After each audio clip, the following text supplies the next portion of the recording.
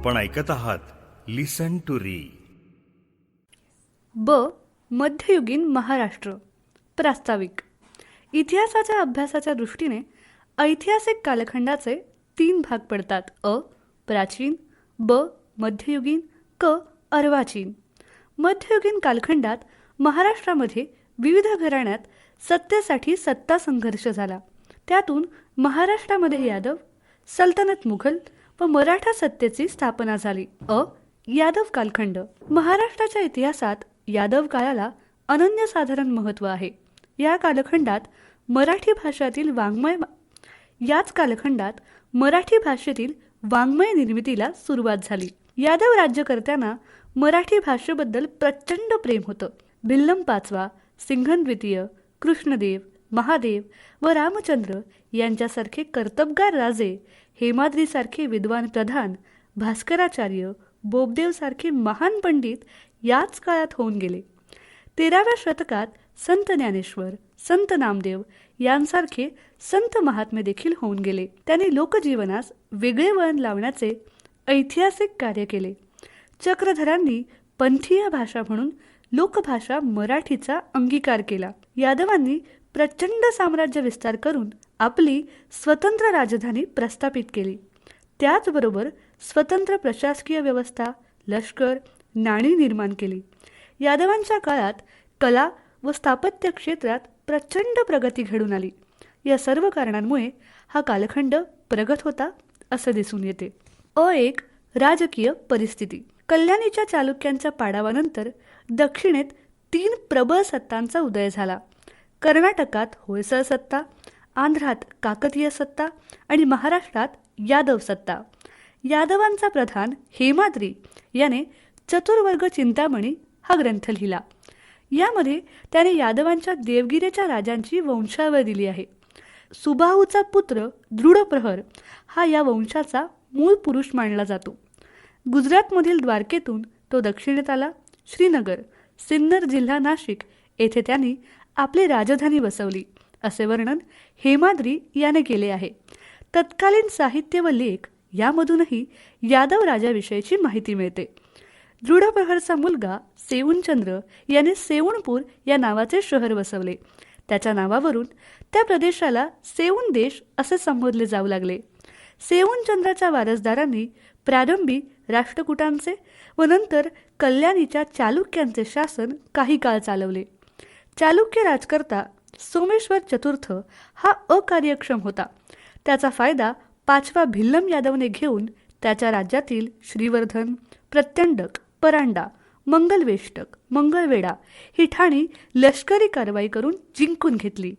थोड्याच काळामध्ये यादव राजघराण्याची सार्वभौम सत्ता निर्माण केली. देवगिरी येथे आपल्या राज्याच्या राजधानीची स्थापना केली. जेतुगीनंतर सिंघन द्वितीय हा यादव घराण्यातील पराक्रमी सम्राट होऊन गेला. त्याने कोल्हापूरच्या शिलाहारावर विजय मिळवला. अमडापूर, जिल्हा बुलढाणा येथे मिळालेल्या लेखावरून त्याने विदर्भ जिंकल्याचेही समजते. सिंघन द्वितीय याने खोलेश्वर यांच्यासारख्या कर्तबगार व्यक्तीला प्रशासनात अधिक वाव दिला. खोलेश्वरने वऱ्हाडात शेकडो पाणपोया, विहिरी, मंदिरं बांधली. एलचपूर येथे विष्णूचे मंदिर बांधले. पूर्णा नदीच्या काठी खोलापूर येथे नवीन गाव वसवले. आंबे देशात मांजरा नदीच्या काठी विद्वानांचे आश्रयस्थान अग्रहार स्थापन केले. अंबेजोगाई येथे सापडलेल्या शिलालेखावरून ही माहिती मिळते की सिंघन द्वितीय राजाने मायनी येथे संगमेश्वराचे व शिखर शिंगणापूर येथे महादेवाचे मंदिर बांधले. सिंघन द्वितीय नंतर कृष्णदेव अर्थात कान्हेरदेव याने आपल्या राज्याचा विस्तार करण्यासाठी माळव्याच्या परमाराचा पराभव केला. कृष्णदेवानंतर महादेव यादव याने गुजरातमधील वाघेलांचा बंदोबस्त केला. तसेच कोकणच्या शिलाहारांचा पराभव करून यादवांची सत्ता वाढवली. तो मोठा रसिक व गुणीजनांचा आदर करणारा होता. महादेव यादव नंतर रामचंद्र यादव हा प्रभावशाली राजा सत्तेवर आला. त्याने यादवांच्या सत्तेचा विस्तार गुजरात व माळव्यापर्यंत केला. त्याने देवगिरीस वैभवाच्या अत्युच्च शिखरावर नेले. देवगिरीचे वैभव ऐकून अल्लाउद्दीन खिलजी याने 1296 मध्ये देवगिरीवर स्वारी केली. अल्लाउद्दीन खिलजीचा पराभव करण्यात तो असफल ठरला. या अपयशामुळेच देवगिरीच्या यादवांना दिल्लीच्या सुलतानाचे स्वामित्व मान्य करावे लागले. देवगिरीवर अर्थात देवगिरी महाराष्ट्रावर इस्लामची सत्ता प्रस्थापित झाली. प्रचंड खंडणी व संपत्ती घेऊन अल्लाउद्दीन खिलजी उत्तरेस निघून गेला. थोड्याच काळात रामचंद्र यादवने अल्लाउद्दीन खिलजीला खंडणी देण्याचे थांबवले. परिणामतः मालिक काफूरने देवगिरीवर आक्रमण करून राजा रामचंद्र यास कैद केले. इसवी सन 1312 मध्ये रामचंद्राचा मृत्यू झाला.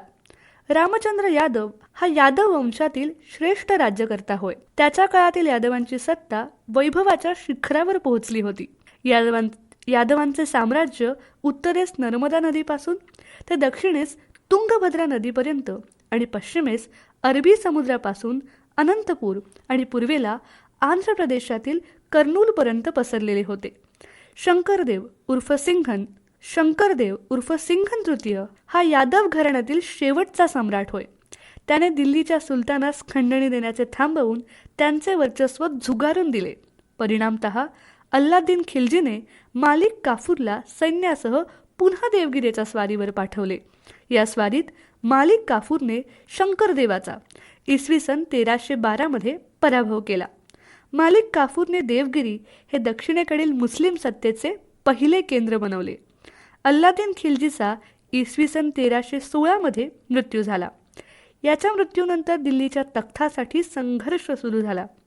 या गोंधळाचा रामचंद्र यादवचा जावई हरपाल देव याने लाभ घेऊन देवगिरीचे राजपद पुन्हा प्राप्त केले.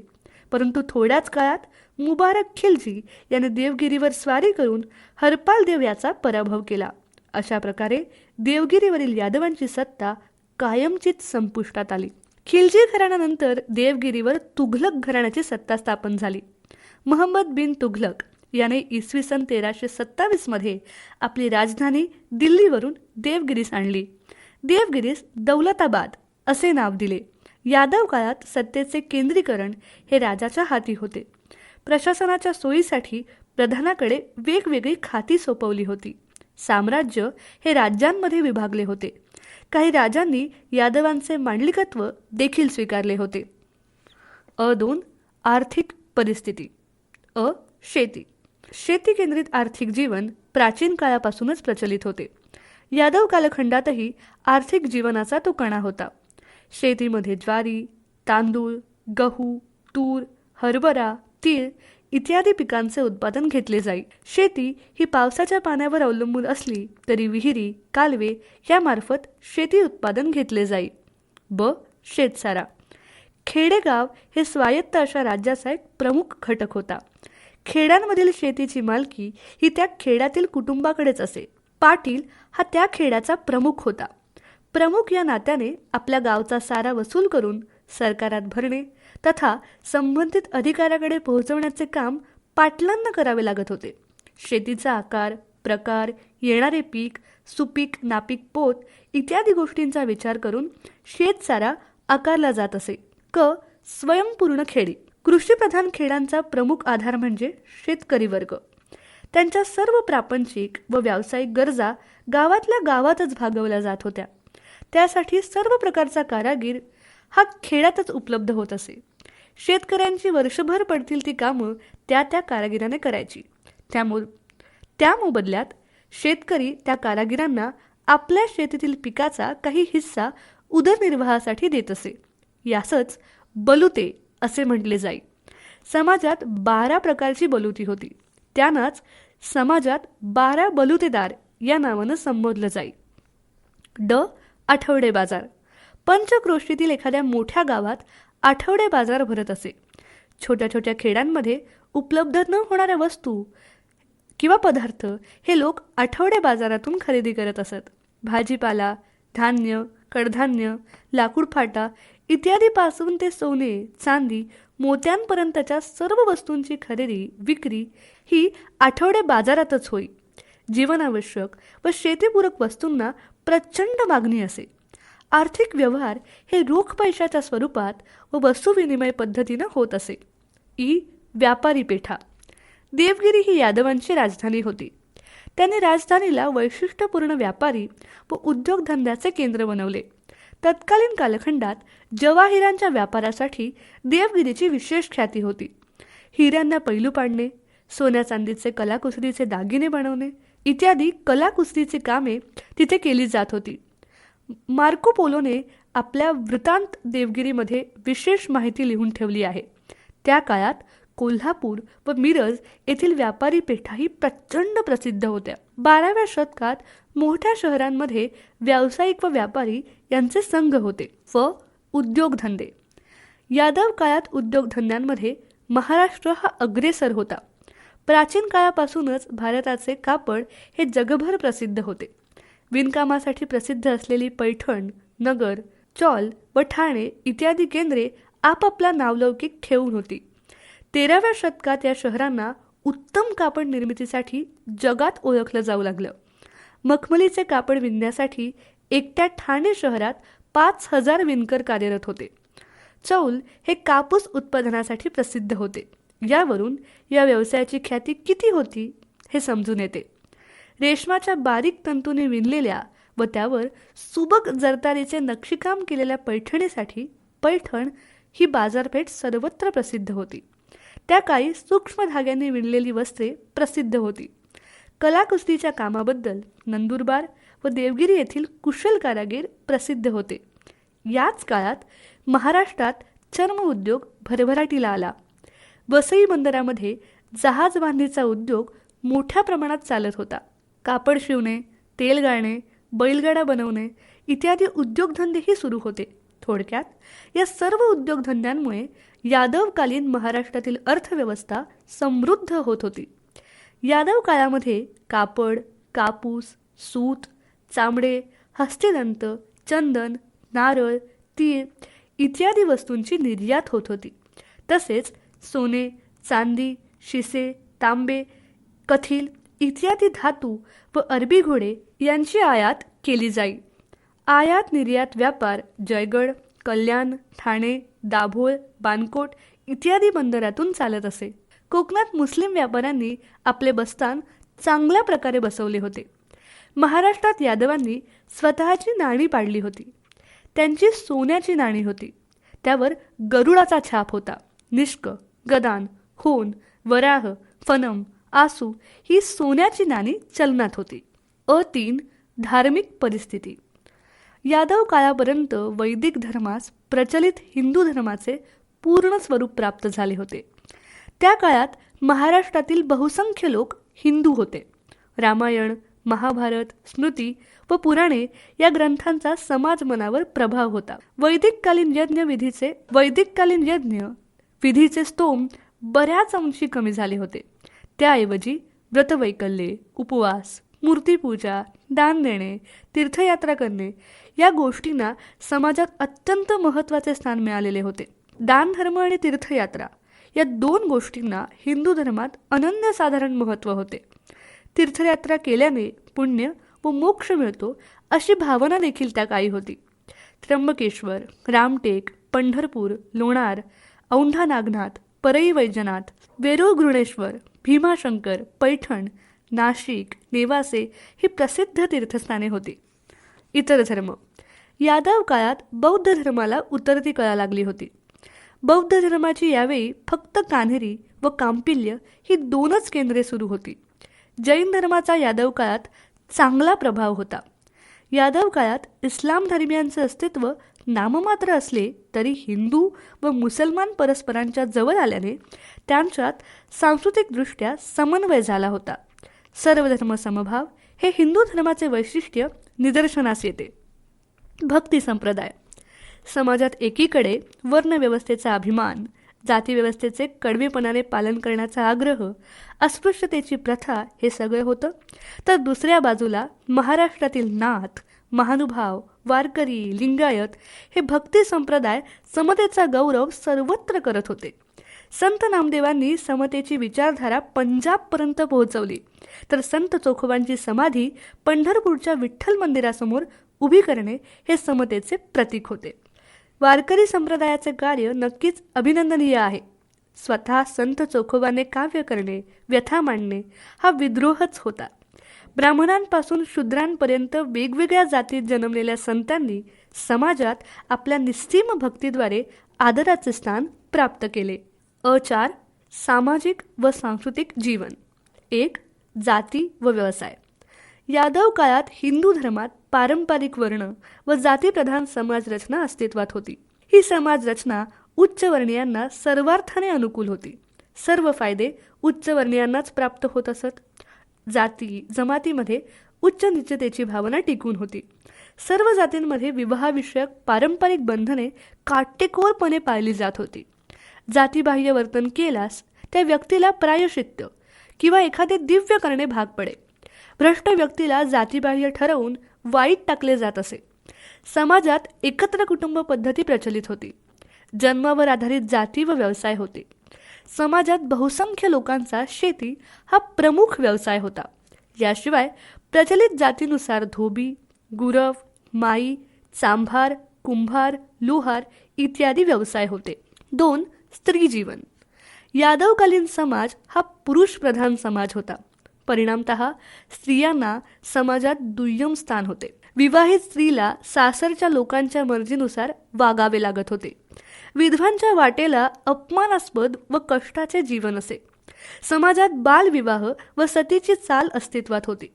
रामचंद्र यादवांच्या निधनासमयी त्यांच्या पत्नीला सती जाण्यास भाग पाडले होते. संत चोखोबांची पत्नी संत सोयराबाई आणि बहीण निर्मलाबाई यांचे अभंग म्हणजे शोषित समाजातील स्त्रियांचा आत्मविष्कार होय. 3. वेशभूषा. यादवकालीन साहित्यावरून लोकांच्या वेशभूषेबद्दल विशेष माहिती उपलब्ध होते. स्त्रिया लुगडे व चोळी परिधान करत, तर पुरुष धोतर, बंडी, उपरणे, पागोटे असा वेश करत. चपला, जोडे यांचा वापर स्त्री पुरुष करत असत. विशिष्ट केशभूषा करून स्त्रिया वेगवेगळ्या दागिन्यांचा देखील वापर करत असे. 4. खेळ आणि मनोरंजन. मनोरंजन हा मानवी मनाचा अविभाज्य भाग आहे. मनोरंजनासाठी विविध प्रकारची साधने व खेळ प्रचलित होते. विटीदांडू, कळसूत्री बाहुल्यांचे खेळ, भिंगरी, भोवरा, लगोरी, कुस्ती, कोलकाठी, लपंडाव, खांबोळी, सारीपाट, कवड्या असे खेळ सर्वत्र खेळले जात होते.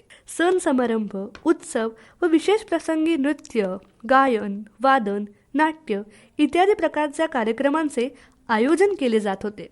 आनंद घेणे हा यामागचा प्रमुख उद्देश होता. 5. वाङ्मय निर्मिती.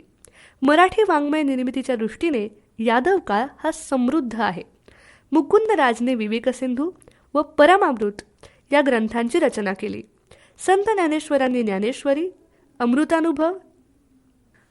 मुकुंदराजने विवेकसिंधू व परमामृत या ग्रंथाची रचना केली.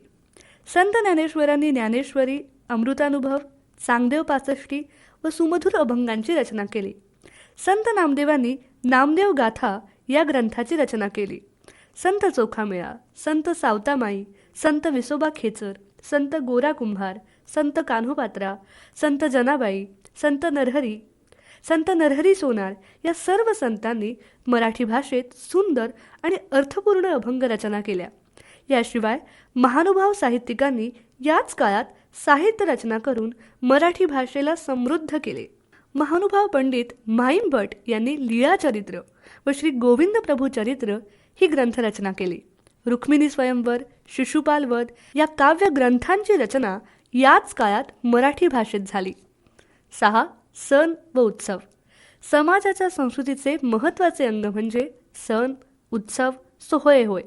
यादव काळात नागपंचमी, गोकुळ अष्टमी, दसरा, दिवाळी, होळी हे धार्मिक सण मोठ्या उत्साहाने साजरे केले जात असे. त्यावेळी व्रतवैकल्येही केली जात असत. असेच ऑडिओज ऐकत राहण्यासाठी तुम्ही लिसन टू री हे ॲप्लिकेशन प्ले स्टोअरवरून आजच डाउनलोड करू शकता. सर्व स्पर्धा परीक्षांसाठी आवश्यक असणारे ऑडिओ बुक्स, ऑडिओ नोट्स तसेच इतर मटेरियल देखील त्यावर उपलब्ध करून देण्यात आले आहेत.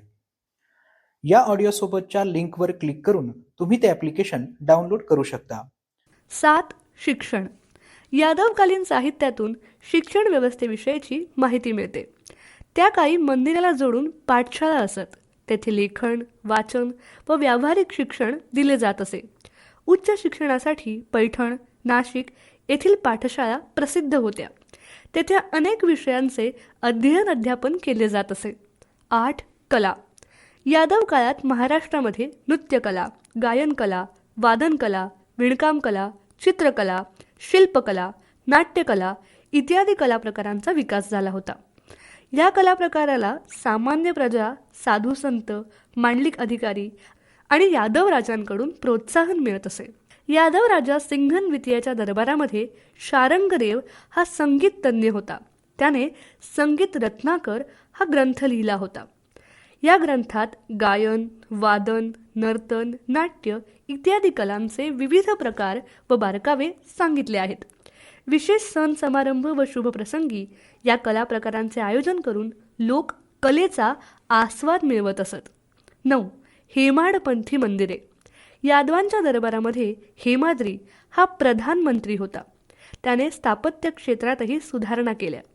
त्याच्या मंदिर स्थापत्य शैलीला हेमाडपंथी मंदिरे म्हणून संबोधतात. धार्मिक विधी, पुराणं, प्रवचनं, भजन, कीर्तन व सण उत्सवानिमित्त गावातील लोक मंदिरात एकत्र येत असत.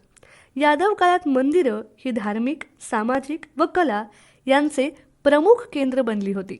सारांश. यादव काळातील राजसत्ता सार्वभौम होती.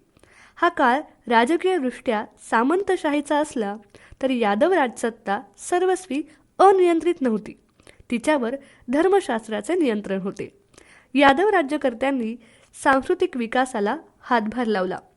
सामाजिक समता, व्यक्ती स्वातंत्र्य, बुद्धिप्रामाण्य यांना समाजात दुय्यम स्थान होते. समाजात जागृती व्हावी, सामाजिक समता व मानवी मूल्य जपावी या दृष्टीने विविध भक्तिपंथांनी केलेले कार्य हे अत्यंत उल्लेखनीय आहे. या काळातील साहित्याचा, कलेचा व स्थापत्याचा धार्मिक प्रेरणेतून उदय व विकास झाला. मराठी साहित्य निर्मितीच्या दृष्टीने देखील हा काळ गौरवशाली व वैभवशाली आहे. मराठी साहित्यातून तत्कालीन संस्कृतीचे दर्शन होते. संत मंडळींनी केवळ महाराष्ट्रातच नव्हे तर तमाम भारत देशातील महान पंडितांना आश्चर्याचा धक्का देऊन विद्येचे भांडार स्त्री, पुरुष, ब्राह्मण व इतर सर्वांना खुले केले. सुलतानशाही, बहामणी आणि मुघल कालखंड. प्रास्ताविक. इसवी सन 712 मध्ये महम्मद बिन कासिम याने भारतावर आक्रमण केल्याने इस्लामी सत्तेचा भारतात प्रवेश झाला. त्यानंतर 1000 वर्षे ही आक्रमणे कमी जास्त प्रमाणात होतच राहिली. इसवी सन 13व्या शतकापासून ते 16व्या शतकाच्या पूर्वार्धापर्यंत सुलतानशाहीचे राज्य भारतात होते. अल्लादीन खिल्जीने महाराष्ट्रासह दक्षिण भारतात या राज्याची स्थापना केली. तुघलकाच्या सुरुवातीच्या काळात दक्षिणेतील काही भाग वगळता संपूर्ण उपखंडावर त्यांचे राज्य होते. दिल्लीच्या तख्तावर ज्यावेळी लोधी घराणे राज्य करत होते त्यावेळी दक्षिण भारतात विजयनगरच्या साम्राज्याचा आणि बहामनी राज्याच्या प्रभावाखाली हिंदू मुस्लिम राज्ये राज्य करत होती. बहामनी राज्याचा इतिहास हा महाराष्ट्राच्या इतिहासाचा एक भाग आहे. 1. राजकीय परिस्थिती. अल्लादीन खिल्जी आणि महाराष्ट्र 1266 ते 1316. महाराष्ट्रात देवगिरी येथे यादवांचे स्वतंत्र व वैभवशाली राज्य होते. यादवांची महाराष्ट्रातील राजधानी देवगिरी म्हणजेच दौलताबाद अत्यंत वैभवशाली आणि समृद्ध होती. म्हणून अल्लादीन खिल्जीने इसवी सन 1296 मध्ये देवगिरीवर स्वारी केली व यादवांचा पराभव केला. महाराष्ट्रावर मुस्लिम सत्तेची ही पहिली स्वारी होय. दक्षिण भारतातील यादवांची महाराष्ट्रातील राजधानी देवगिरी येथे सुलतानाची सत्ता प्रस्थापित झाली. दक्षिण भारतात मुस्लिम सत्ता स्थापन करणारा अल्लादीन खिल्जी हा पहिलाच सुलतान होय.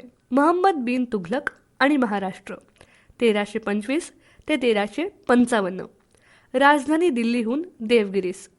इतिहासकार जियाउद्दीन बर्नीच्या मते महाराष्ट्रातील देवगिरी ही साम्राज्याच्या मध्यवर्ती ठिकाणी असल्याने राज्यकारभारासाठी सोयीची होती.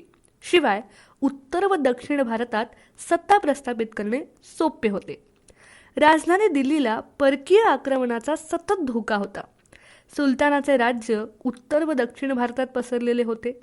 दोन्ही ठिकाणी संपर्क ठेवण्यासाठी तसेच उत्तरेतील सामाजिक, धार्मिक व सांस्कृतिक विचार रुजवण्यासाठी परकीय स्वाऱ्यांपासून आपल्या सत्तेचा बचाव करण्यासाठी राजधानी बदलणे अत्यावश्यक आहे अशी त्याची धारणा होती. दक्षिण भारतातील काही विरोधी सरदारांचा बिमोड करून दक्षिणेतील अर्थसमृद्धीचा उपयोग राज्य स्थापनेस करून घ्यावा म्हणून त्याने या लालसेने आपली राजधानी दिल्लीहून देवगिरीस महाराष्ट्रात आणली. परंतु त्याचा हा प्रयोग पूर्ण फसला. बहामनी राज्य 1347 ते 1494. बहामनी राज्य हे महाराष्ट्राच्या इतिहासातील महत्त्वाचा घटक आहे. महाराष्ट्रावर 13व्या शतकाच्या अखेरीपासून सुरू झालेली दिल्लीच्या सुलतानांची आक्रमणे व त्यानंतर बहामनी राज्याची स्थापना या महत्त्वाच्या घटना होय. महाराष्ट्रात बहामनी राज्याची स्थापना हसन गंगू बहामनी याने केली. तो या राज्याचा मूळ संस्थापक आहे. त्याचे राज्य विदर्भापासून ते दक्षिणेस कृष्णा नदीपर्यंत होते. महम्मद गवान हा शूर मुत्सद्दी सरदार या राज्याची सूत्रे सांभाळत होता. त्याच्या मृत्यूनंतर बहामनी राज्याचे 5 तुकडे झाले. 1. वऱ्हाड इमादशाही, अहमदनगर निजामशाही, बिदर बरीदशाही, गोवळकोंडा कुतुबशाही, विजापूर आदिलशाही. वऱ्हाडाची इमादशाही. इमादशाह हे तेलंगी ब्राह्मण विजयनगरबरोबर चाललेल्या लढाईत तो मुसलमानांच्या हाती पडला. त्यास मुस्लिम धर्माची दीक्षा देण्यात आली. पुढे त्यास महम्मद गवानाच्या मेहरबानीने इमाद उल मुल्क हा किताब मिळाला. त्यास वऱ्हाडची सुभेदारी मिळाली. पुढे त्याने इमादशाह नाव धारण करून स्वतंत्रपणे राज्यकारभार सुरू केला. इसवी सन 1572 मुर्तजा निजामशाहने इमादशहाच्या वंशजाला ठार करून वऱ्हाडचे राज्य निजामशाहीत विलीन केले. अहमदनगरची निजामशाही. मालिक नाईम निजाम उल मुल्क हा मूळचा विजयनगरचा ब्राह्मण. पुढे त्याने इस्लाम धर्म स्वीकारला. त्याचा मुलगा अहमद याने अहमदनगरच्या निजामशाहीची स्थापना केली. दौलताबाद ते जुन्नर या मार्गावर बिंकर हे एक खेडे होते. त्या मध्यवर्ती ठिकाणास अहमदनगर हे नाव देऊन नवीन शहर वसवले. शिवनेरी, लोहगड, तोरणा व कोकण प्रांत त्याच्या ताब्यात होते. पुढे त्याचा मुलगा बुरहान गादीवर आला. त्याच्या कारकिर्दीत सतत संघर्ष होत राहिले. तो 1553 मृत्यू पावला.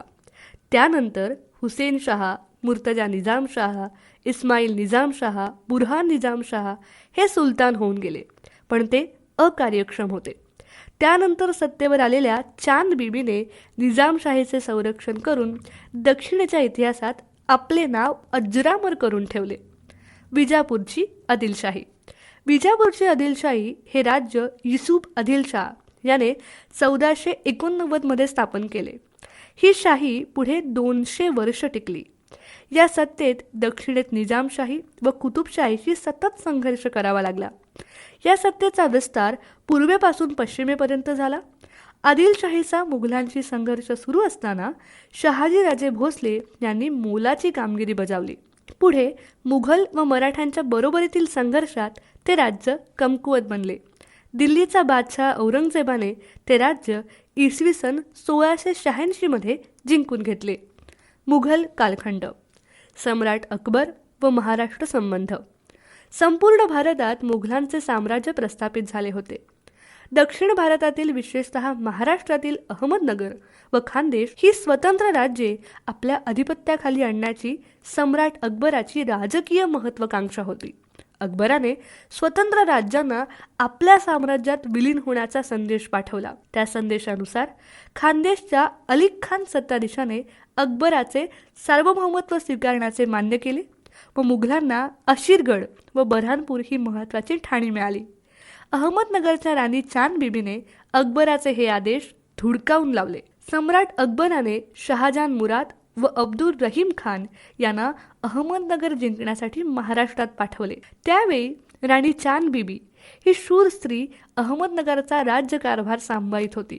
तिने मोठ्या शौर्याने किल्ला लढवला, पण तिचा प्रयत्न असफल ठरला. आपला पराभव टाळण्यासाठी तिने मुघलांबरोबर तह केला.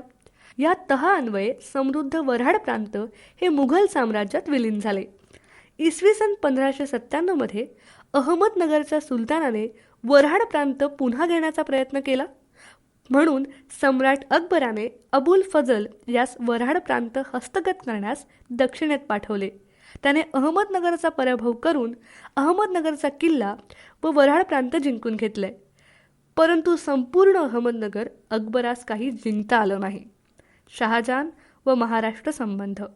सम्राट अकबराने अहमदनगर जिंकण्याचे अपूर्ण राहिलेले स्वप्न पूर्ण करण्याच्या जहागीराने बराच काळ सम्राट अकबराने अहमदनगर जिंकण्याचे अपूर्ण राहिलेले स्वप्न पूर्ण करण्यासाठी जहागीराने देखील बराच काळ अयशस्वी प्रयत्न केले. शेवटी 1616 मध्ये शहाजादा खुरम शहाजहान यास स्वारीवर पाठवले.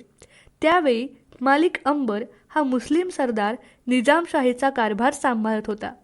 निजामशाही वाचवण्यासाठी त्याने मुघलांबरोबर तह करून अहमदनगरचा किल्ला, बालाघाटचा प्रदेश तसेच 16 लाख रुपये खंडणी देण्याचे मान्य केले. 1627 मध्ये जहागीराचा मृत्यू झाला. त्याचे दक्षिण धोरण अपयशी ठरले. त्याच्या काळात मुघल सत्तेचा विस्तार फारसा झाला नाही. निजामशाहीचा दिवाण मलिक अंबरचा 1626 मध्ये मृत्यू झाल्याने शहाजहानचे दक्षिणेकडील महाराष्ट्रातील प्रदेश जिंकण्याचे काम सोपे झाले. इसवी सन 1630च्या सुमारास शहाजहानने दौलताबाद किल्ल्यावर आक्रमण करून निजामशाहीचा सेनापती फतेहखानास मुघलांचे वर्चस्व मान्य करण्यास भाग पाडले. येथेच निजामशाहीला मोठा धक्का बसला. शहाजीराजे भोसले यांनी शहाजहान विरुद्ध युद्ध पुकारले. कोकणपट्टीवर शहाजीराजेंची सत्ता प्रस्थापित झाली. शहाजहानने पुन्हा युद्धाची तयारी करून दक्षिणेवर स्वारी केली. अंतिमतः 1636 मध्ये शहाजीराजांचा पराभव होऊन निजामशाहीचा शेवट झाला. औरंगजेब हा महत्त्वाकांक्षी राजा होता व त्याला दख्खन काबीज करायचे होते. त्या दरम्यान शिवाजीराजे स्वराज्य स्थापनेत गुंतले होते. मुघल मराठा लढाई ही अनेक वर्ष सुरू होती. 2. आर्थिक परिस्थिती. शेती. सुलतानशाही, बहामनी व मुघल काळात शेतीप्रधान अर्थव्यवस्था होती. शेतीच्या उत्पादन विकासासाठी वेगवेगळ्या लागवडीच्या पद्धतीचा तसेच वेगवेगळ्या अवजारांचा उपयोग केला जात होता. शेतीत ऊस, कापूस, तांदूळ, गहू, ज्वारी, बाजरी इत्यादी पिकं घेतली जात होती. तसेच जवस, तीळ, मोहरी, करडई या तेल बियांचे उत्पादनही घेतले जात होते. शेती संबंधी सर्व व्यवहार रोख पैशाने व वस्तू विनिमय पद्धतीने केले जात होते. शेतसारा. शेतसारा हे सरकारच्या उत्पन्नाचे एक प्रमुख साधन होते. शेतसारा वसूल करण्याची जबाबदारी ही गावच्या पाटलावर होती. मुघल काळात एकूण उत्पन्नाच्या 1/2 तथा 1/3 एवढा शेतसारा घेतला जात होता. शेतसाराचे प्रमाण हे शेतकऱ्यांसाठी अत्यंत जाचक होते. साम्राज्यातील सर्व जमीन ही शासनकर्त्यांची मानली जात होती. तरीसुद्धा जमिनीवरील खाजगी मालकी हक्क प्रचलित होता. शेती ही निसर्गावर अवलंबून होती. उद्योगधंदे. शेतीला आवश्यक असलेल्या सर्व वस्तूंचे उद्योगधंदे गावात होते. 12 बलुतेदारांकडून आवश्यक त्या सेवा पुरवल्या जात होत्या. याशिवाय कापड उद्योग, धातू उद्योग, चर्म उद्योग, मीठ उद्योग, जहाज बांधणी व लाकूड उद्योग सुरू होते. नांदेड, जालना ही शहरे पागोट्यासाठी प्रसिद्ध होती, तर सोलापूर, चांदवड येथील धोतरे प्रसिद्ध होती. बऱ्हाणपूर व बागलकोट हे चिटाच्या कापडासाठी प्रसिद्ध होते. पैठणची पैठणी तर सर्वत्र प्रसिद्ध होतीच. महाराष्ट्रात मिळलेल्या सुती कापडाला देशापरदेशात प्रचंड मागणी होती. जुन्नर व औरंगाबाद हे कागद उद्योगासाठी प्रसिद्ध होते. नद्या, तलाव व सागरी किनारा मच्छीमारीसाठी प्रसिद्ध होता. व्यापार. शासनाकडून व्यापाऱ्यांना अनेक सोयीसुविधा व सहकार्य दिले जात होते, म्हणून व्यापार तेजीत चालले होते. आयातीपेक्षा निर्यातीचे प्रमाण जास्त असल्याने आर्थिक सुबत्ता होती. सागरी बंदरातून हा व्यापार चालत असे. हा व्यापार अरबस्तान, इराण, इराक, युरोपियन राष्ट्रे, चीन, आग्नेय आशिया इत्यादी देशांबरोबर होत होता. कोकण किनारपट्टीवरील दाभोळ, वसई बंदरातून आयात निर्यातीचा वापर चालत होता. बंदरातून येणाऱ्या मालावर 3.5% कर आकारला जात होता. समुद्रमार्गाबरोबरच खुष्कीच्या मार्गानेही व्यापार चालत असे. 3. धार्मिक जीवन. इसवी सन 1296 पासून ते छत्रपती शिवाजी महाराजांच्या उदयापर्यंत महाराष्ट्र व दक्षिणेकडील तुंगभद्रेच्या उत्तरेकडील महाराष्ट्राचा भाग हा वेगवेगळ्या मुस्लिम सत्तांच्या अधिपत्याखाली होता. शासक मुस्लिम व बहुसंख्य जनता हिंदू होती. मुस्लिम सत्ता ही धर्माने, भाषाने, संस्कृतीने, तत्त्वज्ञानाने हिंदूंपेक्षा भिन्न होती. त्यामुळे त्यांच्यात संघर्ष असल्याचे दिसून येते. सम्राट अकबराने उदार धार्मिक धोरणांचा अवलंब केला. हिंदूंवरील जाचक जिझिया व तीर्थयात्रा कर त्याने रद्द केला. राज्यकारभारात हिंदूंना सन्मानाच्या जागा दिल्या. हिंदूंचे धार्मिक सण, उत्सव त्याने आपल्या दरबारात सुरू केले. हिंदूंच्या अनेक धर्मग्रंथांची फारसी भाषेत भाषांतरे केली. एवढंच नाही तर समाजातील अनिष्ट प्रथा म्हणजे बालहत्या, सतीचाल, बालविवाह इत्यादी प्रथांचे देखील उच्चाटन करण्याचा प्रयत्न केला. सम्राट जहागीरानेही पित्याचेच उदार धोरण पुढे सुरू ठेवले. सम्राट शहाजहानने मात्र संकुचित धोरण अवलंबले. त्याने मंदिर बांधण्यास परवानगी नाकारली. हिंदूंवर तीर्थयात्रा कर लावला. सम्राट औरंगजेब हा धर्मवेडा होता. त्याने कलेचा राजाश्रय काढून घेतला. सण, उत्सव, रीतिरिवाज यावर बंदी घातली. हिंदूंवर जिझिया कर लादला. परिणामी हिंदू मुस्लिम यांच्यात दुरावा वाढतच गेला. मुघल कालखंडात शीख समुदायाशी मुघल राज्यकर्त्यांचा संघर्ष सुरू झाला. गुरु नानक हे शीख धर्माचे संस्थापक होत. शीख धर्मीय त्यांना आद्य गुरु असे संबोधतात. गुरु नानकांपासून गुरु गोविंद सिंगांपर्यंत शीखांचे एकूण 10 गुरु होऊन गेले. प्रत्येक धर्मगुरूने धर्मप्रचाराचे व मानवतावादी विचारांचा प्रसार करण्याचे कार्य केले. शीख धर्मात गुरु परंपरेला प्राधान्य आहे. परमेश्वर निर्गुण, निराकार आहे असे शीख संबोधतात. गुरु ग्रंथ साहिब, गुरुद्वारा आणि गुरुवाणी यांना या धर्मात महत्त्व आहे. औरंगजेबाच्या असहिष्णू धार्मिक धोरणामुळे शीख समुदाय दुखावला गेला. गुरु तेज बहादूर यांनी शीख अनुयायांना संघटित करून मुघलांशी लढा सुरू ठेवला. या संघर्षात गुरु तेज बहादूर यांना पकडून औरंगजेबाने इसवी सन 1675 ठार केले. गुरु तेज बहादूर नंतर गुरु गोविंद सिंग गुरुपदी आले. त्यांनी आपल्या अनुयायांची खालसा दल ही लढाऊ संघटना स्थापन केली. गुरु गोविंद सिंग नांदेड मुक्कामी असताना इसवी सन 1708 2 पठाणांकडून त्यांची हत्या झाली. गुरु गोविंद सिंगांच्या अनुयायांनी नांदेड येथे गुरुद्वारांची निर्मिती केली. गुरु नानकांपासून चालत आलेल्या मानवतावाद व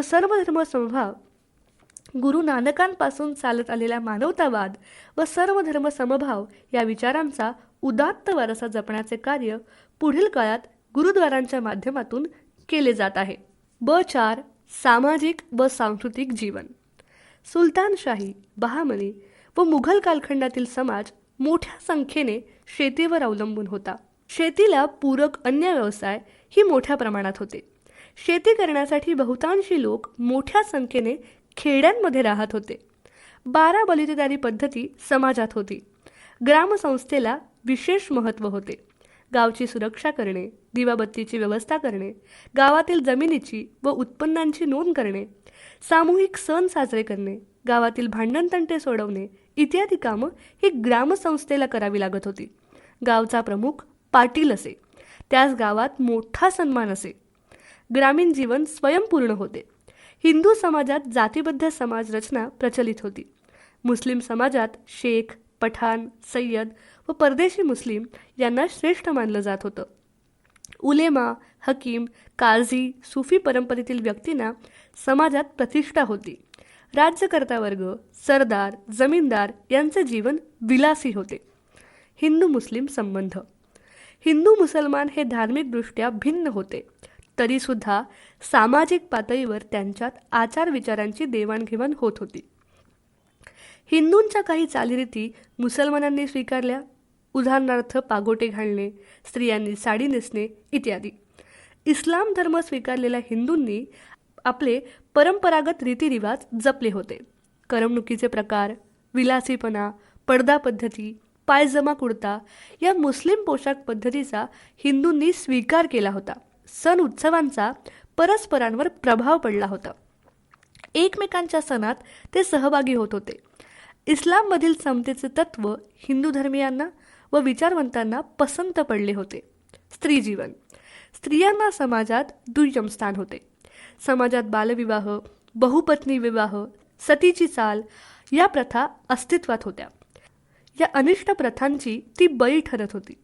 विधवांना पुनर्विवाहाचा अधिकार नव्हता. सती प्रथेचे उदात्तीकरण होऊन सम्राट अकबराने त्या प्रथेला विरोध केला. सामान्य स्त्रिया शिक्षणापासून वंचित होत्या. वडिलांच्या संपत्तीत तिला अधिकार नव्हता. सांस्कृतिक जीवन. इस्लामच्या आगमनानंतर काही काळाने हिंदू मुस्लिम एकमेकांच्या जवळ आले. त्यातून आचारविचारांची देवाणघेवाण सुरू झाली. काही मुस्लिम विद्वानांनी मराठी भाषेतील काव्यलेखनात प्रावीण्य मिळवले. उदाहरणार्थ हुसेन अंबर खान याने गीतेवर मराठी टीका लिहिला. शेख मोहम्मद, वजीर उल मुल्क यासारख्या मुस्लिम कवींनी मराठी ग्रंथ रचना केली. तसेच तुर्की, अरबी, फारसी व मराठी या 4 भाषांच्या मिश्रणाने दखनी उर्दू या भाषेची जडणघडण झाली. सुलतान इब्राहिम आदिलशाह हा सरस्वती व गणेश भक्त होता. त्याने नवरसनामा हा ग्रंथ लिहिला. तसेच शिव व गणेशावरती कवने लिहिली. दक्षिणेतील आदिलशाह, निजामशाह हे सुलतान उदारमतवादी असल्याने त्यांनी हिंदूंना प्रशासनात उच्च जागा दिल्या. कर्तबगार हिंदूंना जहागिऱ्या, मनसबदाऱ्या दिल्या. प्रशासनामध्ये हिंदूंचे सहकार्य घेतले. महाराष्ट्रातील वारकरी संप्रदायाने शेख मोहम्मद यास संत म्हणून स्वीकारले. हिंदू मुस्लिम धर्म हे जरी वेगळे असले तरी ते समाजहितासाठी एकत्र आल्याचे दिसून येते. हे महाराष्ट्रातील सांस्कृतिक स्थितींचे वैशिष्ट्यच म्हणावे लागेल. मराठा कालखंड इसवी सन 1630 ते 1818. पार्श्वभूमी.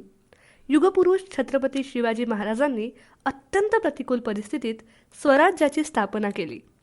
महाराजांनी जातीजातीत विभागलेल्या, परस्परात भांडणाऱ्या व मरगळ आलेल्या मराठी माणसांचे संघटन करून त्यांना स्वातंत्र्याच्या विचाराने भारावून टाकले.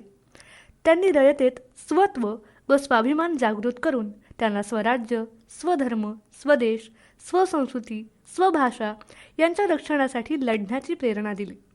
महाराजांनी आदिलशाही, मुघल, सिद्धी, पोर्तुगीज या प्रबळ सत्तांशी संघर्ष करून मराठ्यांची सत्ता स्थिर केली. आपल्या सत्तेचा उपयोग लोककल्याणाकरता केला. रयतेला त्रासदायक ठरणाऱ्या वतनदारी व्यवस्थेविरुद्ध कणखर धोरण अवलंबिले. प्रशासनात जात, धर्म असा भेद न करता रयतेच्या कल्याणासाठी समतेचे धोरण अंगीकारले. मराठी भूमीतील सर्व जाती धर्मांच्या लोकांचे सहकार्य हा शिवरायांच्या स्वराज्याचा मुख्य आधार होता. केवळ स्वराज्यातीलच नव्हे तर शत्रू प्रदेशातील स्त्रिया, परधर्मीय प्रार्थनास्थळे, धर्मग्रंथ यांचा आदर करून राजांनी नीतीचे राज्य निर्माण केले. स्वतःची राजधानी, आरमार, लष्कर, प्रशासन, अष्टप्रधान मंडळ, नाणी, किल्ले इत्यादींची निर्मिती व उभारणी करून आपल्या स्वातंत्र्याची, सार्वभौमत्वाची प्रचिती दिली. राज्याभिषेक करून त्यांनी आपल्या सत्तेला धार्मिक अधिष्ठान मिळवून दिले. स्वराज्याच्या माध्यमातून महाराष्ट्राच्या राजकीय, सामाजिक, आर्थिक, धार्मिक व सांस्कृतिक जीवनात आमूलाग्र बदल आणला. मराठ्यांच्या इतिहासाचे 2 कालखंड पडतात. एक शिवशाही, दुसरा पेशवाई. पेशवे कालखंडात मराठा सत्तेचा विस्तार झाला. असेच ऑडिओज ऐकत राहण्यासाठी तुम्ही लिसन टू री हे ॲप्लिकेशन प्ले स्टोअरवरून आजच डाउनलोड करू शकता. सर्व स्पर्धा परीक्षांसाठी आवश्यक असणारे ऑडिओ बुक्स, ऑडिओ नोट्स तसेच इतर मटेरियल देखील त्यावर उपलब्ध करून देण्यात आले आहेत. या ऑडिओसोबतच्या लिंकवर क्लिक करून तुम्ही ते ॲप्लिकेशन डाउनलोड करू शकता. भेटूयात पुढच्या भागामध्ये. तोपर्यंत धन्यवाद. एक राजकीय परिस्थिती. शहाजीराजे भोसले. शहाजीराजांचा जन्म वेरूळच्या भोसले कुटुंबात इसवी सन 1594 झाला. त्यांच्या आईचे नाव उमाबाई तर वडिलांचे नाव मालोजीराजे होते. मालोजीराजे हे निजामशाही दरबारात 5000 मनसबदार म्हणून काम करत होते. स्वामिनिष्ठ मालोजीराजांच्या कामगिरीबद्दल निजामशहाकडून त्यांना पुणे, सुपे, चाकण व इंदापूर या परगण्यांची जहागिरी मिळाली. निजामशाहीच्या वतीने लढत असताना इंदापूरच्या लढाईत मालोजीराजे मारले गेले. त्यानंतर विठोजी भोसले, शहाजी व शरीफजी यांनी पुणे जहागिरीचा संभाळ केला. आपल्या पित्याप्रमाणे निष्ठेने शहाजीराजांनी निजामशाहीची सेवा केली. निजामशाहीवर चालून आलेल्या मुघल व आदिलशाही फौजांचा त्यांनी ऑक्टोबर 1624 भातवाडीच्या लढाईत पराभव केला. या युद्धामुळे दक्षिणेच्या राजकारणात शहाजी राजांचा उदय झाला. कर्तबगार मराठा सरदार शहाजीराजे भोसले यांनी मुघल व आदिलशाही सत्तांपासून निजामशाही वाचवण्याचा प्राणपणाने प्रयत्न केला, पण त्यात त्यांना यश न आल्याने इसवी सन 1636 निजामशाहीचा शेवट झाला. यानंतर शहाजीराजे आदिलशाही सेवेत रुजू झाले. पुणे, सुपे, चाकण, इंदापूर ही त्यांची मूळची जहागीर त्यांच्याकडे कायम ठेवण्यात आली. त्याचबरोबर कर्नाटकामधील बंगळूरच्या जहागिरीचा कारभार त्यांच्याकडे सोपवण्यात आला. मराठी अधिकाऱ्यांच्या मदतीने त्यांनी तिथे स्वतंत्र राजदरबार निर्माण केला.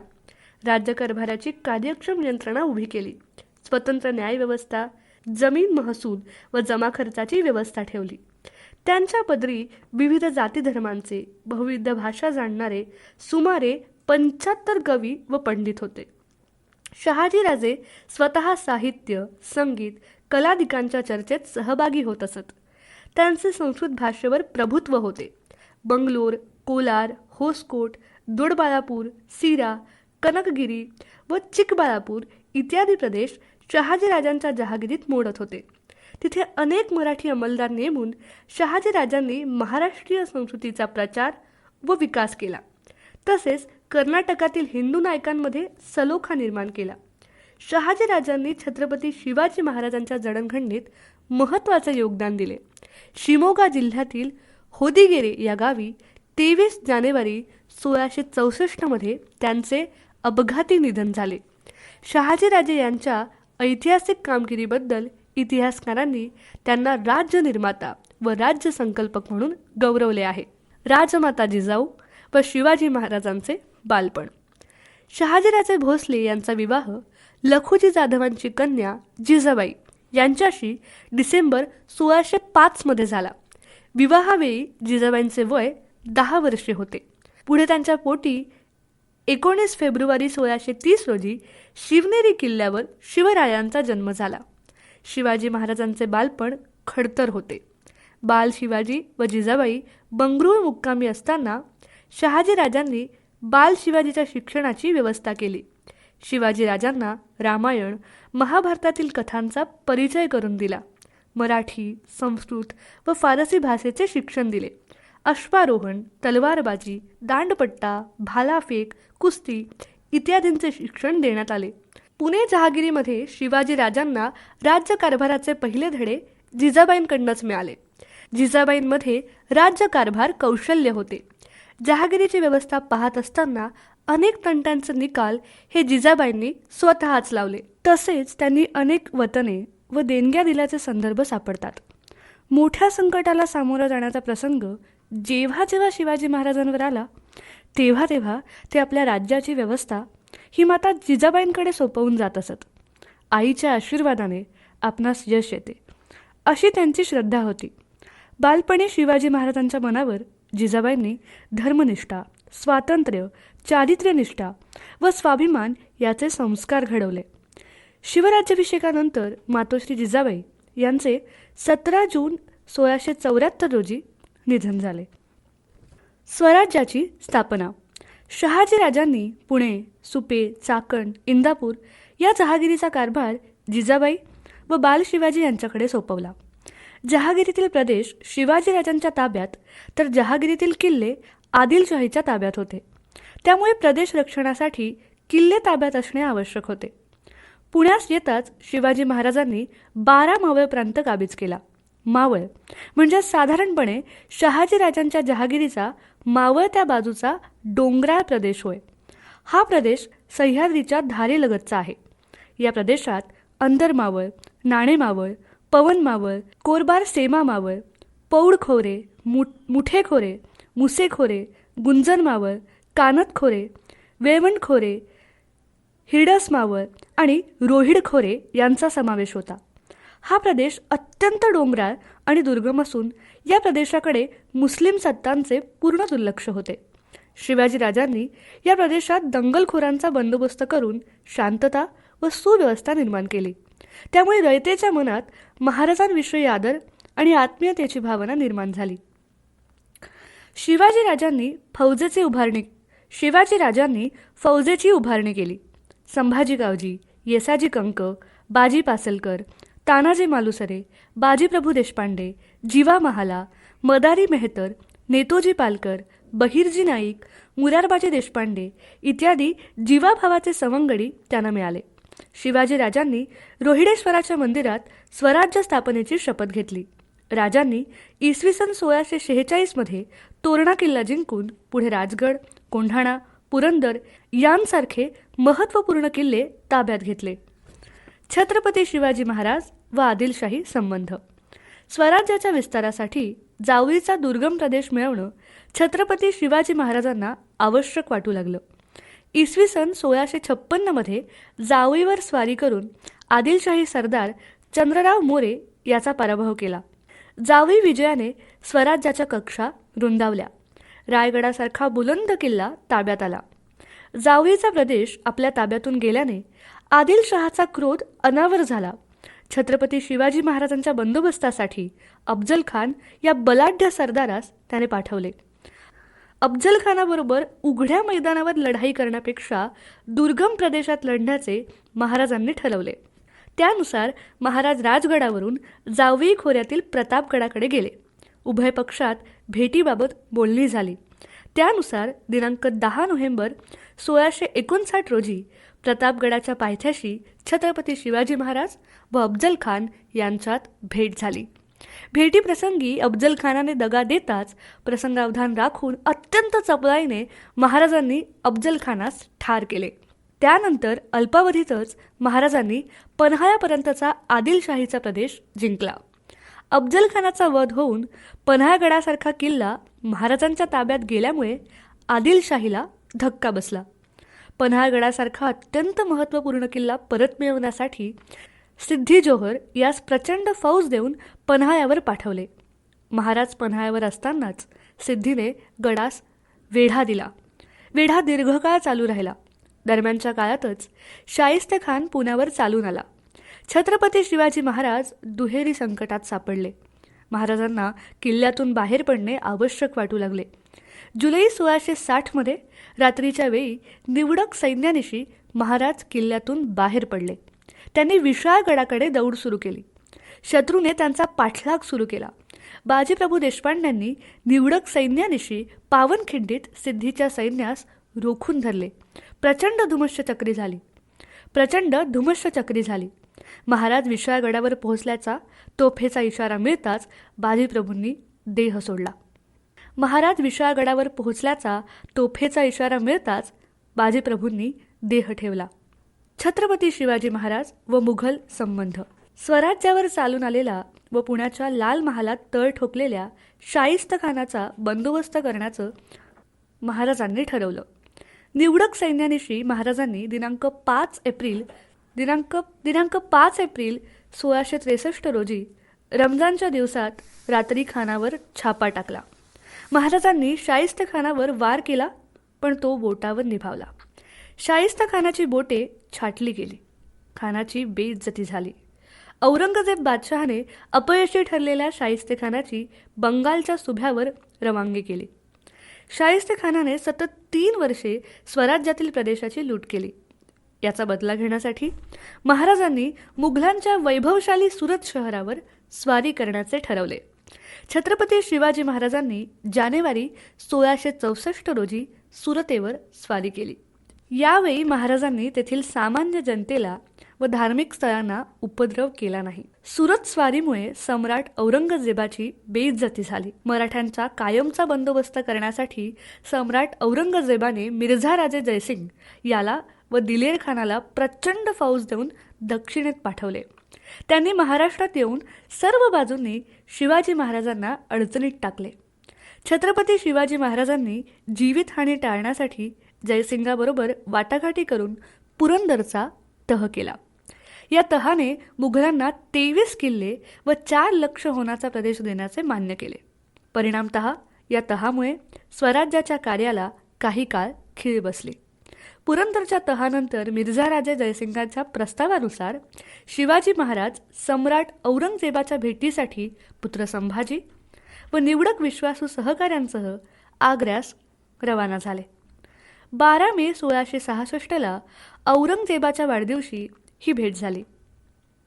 यावेळी औरंगजेबाने कपटाने शिवाजी महाराजांना कैद केले. 19 ऑगस्ट 1666ला छत्रपती शिवाजी महाराज पुत्र संभाजीसह आग्र्याहून निसटले. राजपुत्र संभाजीला मथुरेला ठेवून महाराज वेषांतर करून महाराष्ट्रात सुखरूप परतले. छत्रपती शिवाजी महाराज आपल्या हातून निसटल्याचे दुःख बादशहा औरंगजेब जन्मभर विसरू शकला नाही. राज्याभिषेक. शिवाजी महाराजांनी अत्यंत प्रतिकूल परिस्थितीमध्ये स्वराज्याची स्थापना केली. आपल्या राजसत्तेला धर्मशास्त्रीय, नैतिक व कायदेशीर अधिष्ठान प्राप्त होण्यासाठी व समाज मान्यतेसाठी महाराजांनी स्वतःला राज्याभिषेक करून घेण्याचे ठरवले. त्यानुसार 6 जून 1674 रोजी शिवाजी महाराजांचा राज्याभिषेक झाला. या प्रसंगी छत्रपती ही पदवी धारण केली. स्वतंत्र सार्वभौम राज्याचे ते छत्रपती झाले. राज्याभिषेकाचे महत्त्व. शिवराज्याभिषेकामुळे भारताच्या इतिहासात एक नवे युग अवतरले. यानंतर मराठी राज्याला स्वतंत्र व सार्वभौम राज्याचा दर्जा प्राप्त झाला.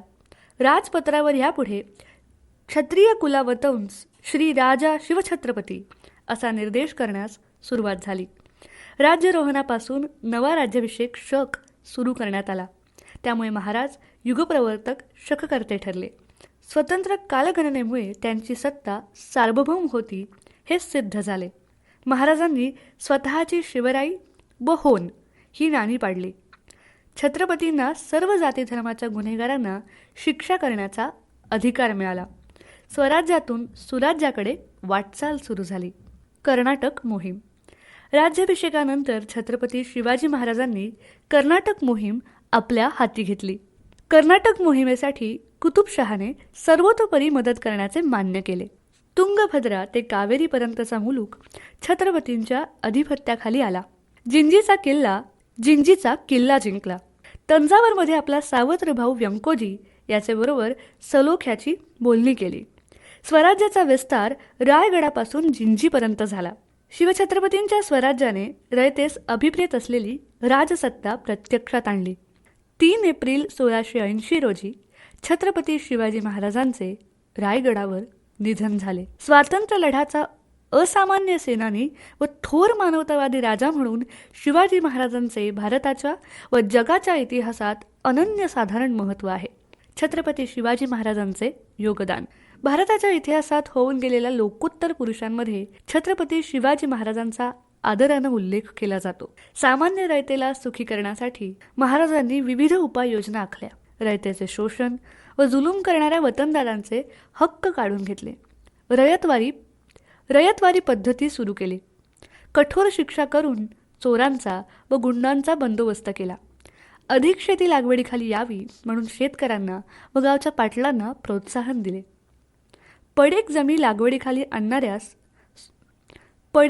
लागवडीखाली आणणाऱ्यास सुरुवातीला काही वर्षे शेतसाऱ्यात सवलत दिली. दुष्काळ प्रसंगी व शत्रूच्या आक्रमणाच्या वेळी शेतकऱ्यांना मदत केली.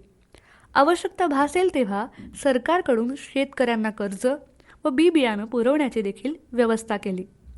छत्रपती शिवाजी महाराजांनी सर्व जाती वर्गांचे नेतृत्व केले. वंशपरंपरेने न नेमता गुणवत्तेप्रमाणे कर्तृत्ववान व्यक्तीला महत्त्वाच्या पदावर नेमले. स्वराज्यातील मराठी जनतेच्या सद्गुणांना चालना देऊन राष्ट्रीय कार्यासाठी प्रोत्साहन दिले. स्वातंत्र्यासाठी त्यांनी सर्व जाती धर्मांच्या लोकात लढण्याची जिद्द निर्माण केली.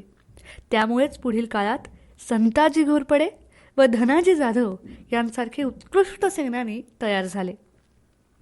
महाराजांनी आपल्याच माणसांना राजकारण, लष्कर, आरमार, राज्यकारभार, मुत्सद्देगिरी अशा क्षेत्रात नेमून त्यांच्या कार्यकर्तृत्वाला वाव दिला. नोकरांना रोख व नियमित वेतन दिले जात असे. नियम मोडणाऱ्याला कठोर शासन केले जाई. म्हणूनच महाराजांनी प्रशासकीय व्यवस्था सर्वसामान्यांच्या हिताची आणि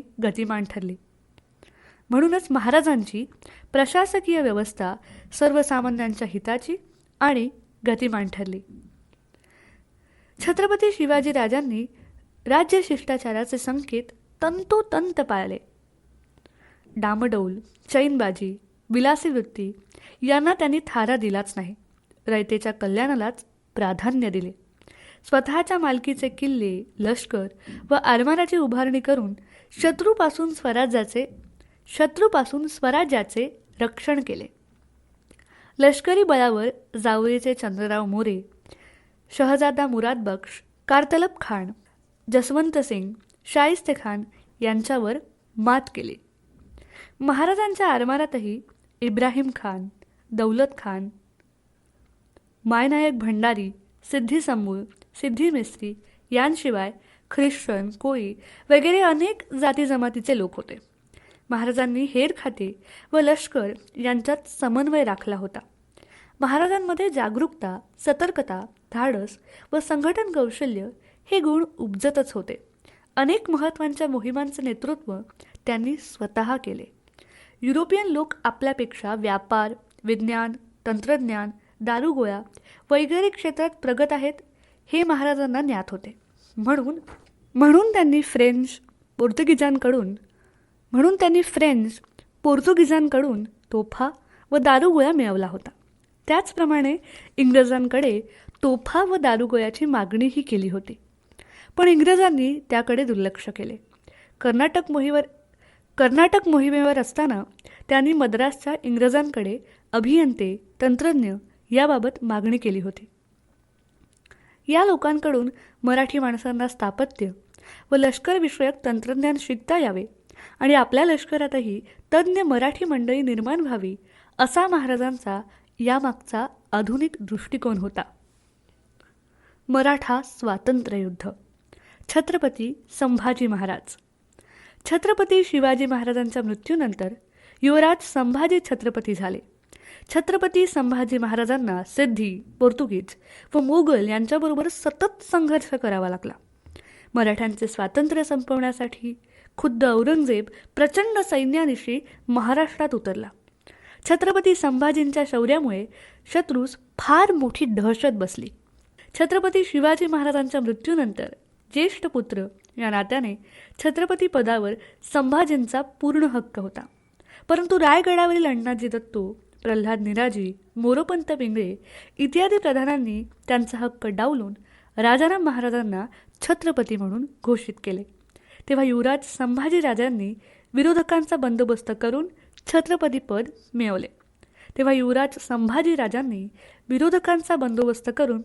छत्रपतीपद मिळवले. अंतर्गत कटकारस्थाने चालू असताना मराठी राज्य शत्रूकडून चोहो बाजूंनी वेढले होते. अशा प्रतिकूल परिस्थितीत पिताविरुद्ध बंड करणाऱ्या औरंगजेब पुत्र शहजादा अकबरास आश्रय देण्याचे धाडस संभाजीराजांनी दाखवले. त्यानंतर अफाट फौज घेऊन खुद्द औरंगजेब मराठी राज्यावर चालून आला असता संभाजी महाराजांनी मोठ्या शौर्यानं प्रतिकार केला. त्यामुळे पहिल्या टप्प्यात औरंगजेबाला माघार घ्यावी लागली. परिणामी इसवी सन 1685 मराठ्यांसोबतचा लढा थांबवून आदिलशाही व कुतुबशाही विरुद्धची मोहीम त्याने हाती घेतली. छत्रपती संभाजी महाराजांनी मदतीचा हात पुढे करून विजापूर व गोवळकोंडा राज्याला सर्व प्रकारची मदत केली. परंतु या दोन्ही मुघल सत्ता अवघ्या 2 वर्षात कोसळल्या. छत्रपती संभाजी महाराजांना आपल्या 9 वर्षाच्या कारकिर्दीत स्वकीयांबरोबरच सिद्धी, पोर्तुगीज व मोगल यांच्याबरोबर सतत संघर्ष करावा लागला. छत्रपती संभाजीराजांच्या शौर्यामुळे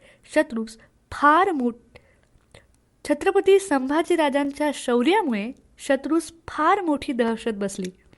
इसवी सन 1689 संगमेश्वर येथे शेख निजामाने छत्रपती संभाजी व कवी कलश यांना पकडले. औरंगजेब बादशहाच्या आज्ञेने भीमा नदीच्या तीरावर वढू बुद्रुक येथे 11 मार्च 1689 रोजी उभयंतांना अत्यंत क्रूरपणे ठार मारले. छत्रपती संभाजी महाराजांच्या निधड्या छातीने शरणागतीचा एकही शब्द न काढता जे वीरमरण आणि हौतात्म्य पत्कारले ते महाराष्ट्राला सदैव प्रेरणादायी ठरले आहे. संभाजी महाराजांच्या हुतात्म्याने स्वातंत्र्य देवतेचे होमकुंड प्रज्वलित झाले. सुडानं पेटून उठलेल्या मराठी समाजास चिरडून टाकणे औरंगजेबाला कदापि शक्य झाले नाही. छत्रपती संभाजी महाराजांचा आणखी एक उल्लेखनीय गुणविशेष म्हणजे ते संस्कृत पंडित होते. बुधभूषण या संस्कृत ग्रंथात छत्रपती संभाजी महाराजांनी काव्यालंकार, शास्त्रे, पुराणे, संगीत आणि धनुर्विद्या यांचा सखोल अभ्यास केला होता याचा उल्लेख आहे. छत्रपती संभाजीराजांनी बुधभूषण, नायिकाभेद, नक्षिक व 7 शतक हे 4 ग्रंथ लिहिले. छत्रपती राजाराम महाराज. छत्रपती संभाजी महाराजांच्या नंतर राजाराम महाराज छत्रपती झाले. त्यांनी जिंजीला राहून मोगलांविरुद्ध लढा चालू केला. या कामी संताजी, धनाजी या 2 सेनापतींनी मुघलांना जेरीस आणले. राजाराम महाराजांनी मराठा सरदारांना वतने दिली. परिणामतः मराठी राज्यात अनेक सत्ता केंद्रे उदयास आली. छत्रपती संभाजी महाराजांच्या नंतर राजाराम महाराजांनी अत्यंत प्रतिकूल परिस्थितीत मराठ्यांचं नेतृत्व केले. स्वराज्यातील ठाणी शत्रूच्या हाती भराभर पडत होती. राजधानी रायगडाला वेढा पडला असता राजाराम महाराजांनी कर्नाटकात जिंजीला राहून मोगलांविरुद्ध लढा चालू ठेवला.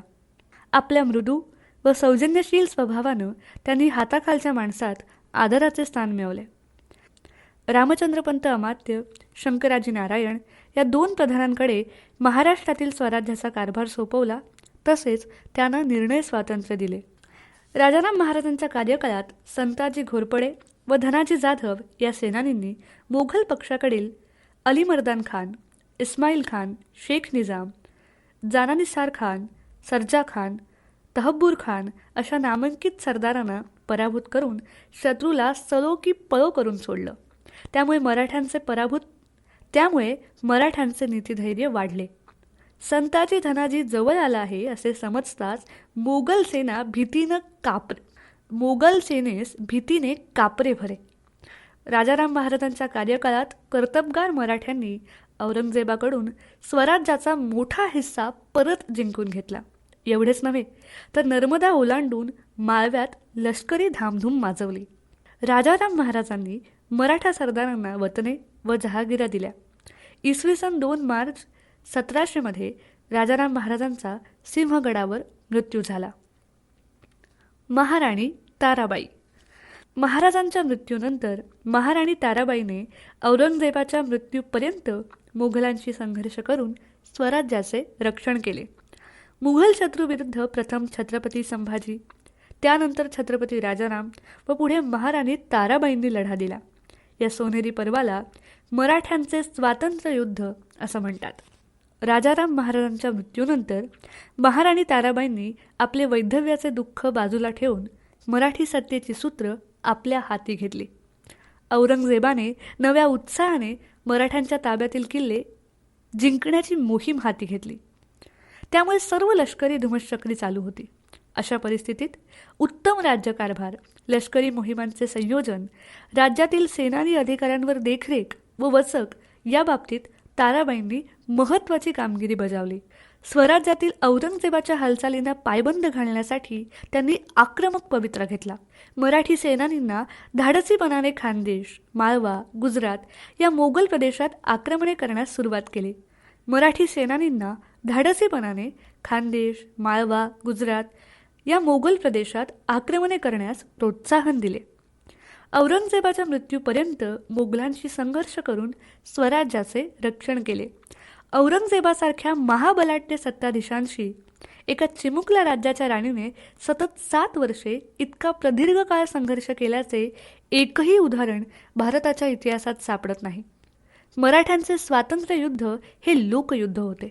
त्यात सर्व जाती जमातींच्या लोकांचे मोलाचे योगदान होते.